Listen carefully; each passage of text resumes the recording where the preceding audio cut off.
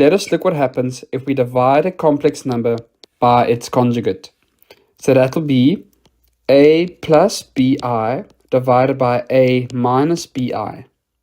But remember, in order to simplify this division, I need to multiply the numerator and denominator with the conjugate of the denominator. So that will be a plus bi.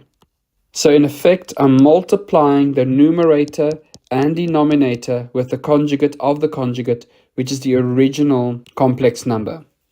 So let us again look at our practical example. Here we have z divided by its conjugate, and that will be 3 plus 2i divided by 3 minus 2i. And in order to simplify this fraction, I would multiply both the numerator and denominator by the conjugate of the denominator. So that is 3 plus 2i. And when I simplify that, remember, I simply need to multiply out the parentheses, as I would do normally in algebra.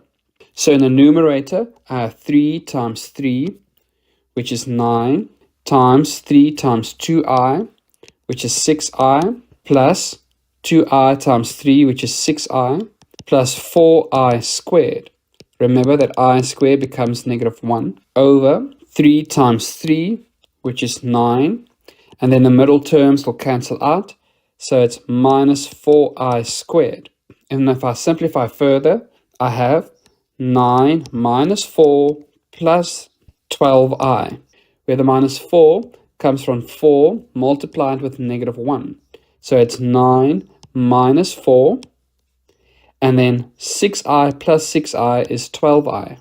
And in a denominator, I have 9 plus 4, where negative 4 times negative 1 becomes plus 4. So if I simplify, I have 5 plus 12i over 13.